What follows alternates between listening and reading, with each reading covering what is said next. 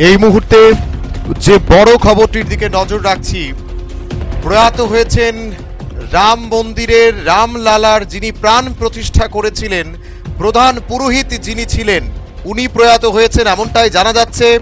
রাম মন্দির উদ্বোধনের বর্ষপূর্তি আর দেখা হলো না তার। ৮৬ বছর বয়সে প্রয়াত হলেন রামলালার প্রাণ প্রতিষ্ঠার প্রধান পুরোহিত আচার্য লক্ষ্মীকান্ত দীক্ষিত। চলতি বছর জানুয়ারি মাসের ২২ তারিখ অযোধ্যার রাম মন্দিরের উদ্বোধন হয়েছিল। ঠিক মাসের মধ্যেই এলো এই খারাপ খবর। পরিবার সূত্রে খবর, দীর্ঘ সময় ধরেই বার্ধক্যজনিত রোগে ভুগছিলেন লক্ষ্মীকান্ত দীক্ষিত। শনিবার সকালে আচমকা তার শরীর আরও খারাপ হয়।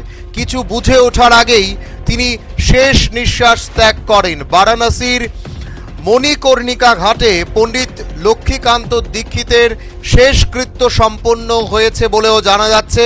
আরও একবার জানিয়ে রাখছি আপনাদের, রাম মন্দির উদ্বোধনের রামলালার প্রাণ প্রতিষ্ঠার যিনি প্রধান পুরোহিত ছিলেন, প্রয়াত হয়েছেন উনি। আজকে সকালেই সে খবর ধেয়ে আসে।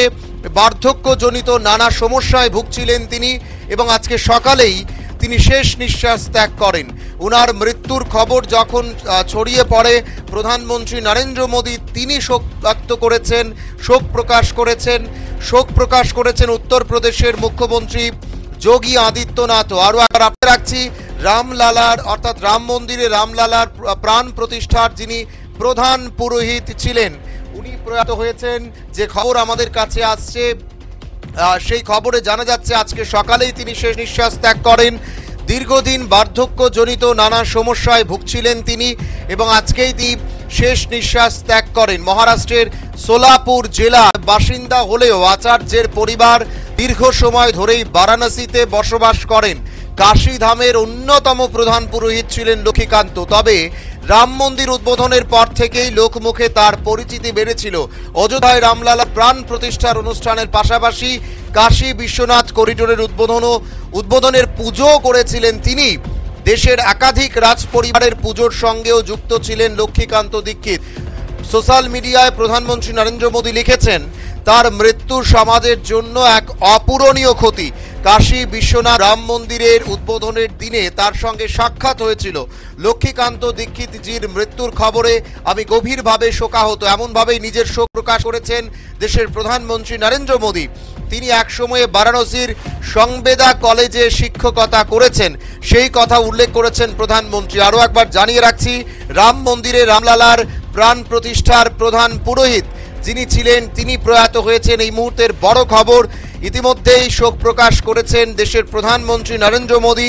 শোক প্রকাশ করে তিনি লিখছেন, তার মৃত্যু সমাজের জন্য এক অপূরণীয় ক্ষতি। কাশী বিশ্বনাথ ধাম ও রাম মন্দিরের উদ্বোধনের দিনে তার সঙ্গে সাক্ষাৎ হয়েছিল।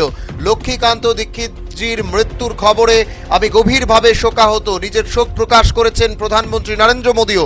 শোক প্রকাশ করেছেন উত্তরপ্রদেশের মুখ্যমন্ত্রী যোগী আদিত্যনাথও। এই মুহূর্তের যে খবরটির দিকে নজর রাখছি, ৮৬ বছর বয়সে প্রয়াত হয়েছেন রামলালার প্রচার অন্যতম প্রধান পুরোহিত আচার্য লক্ষ্মীকান্ত দীক্ষিত।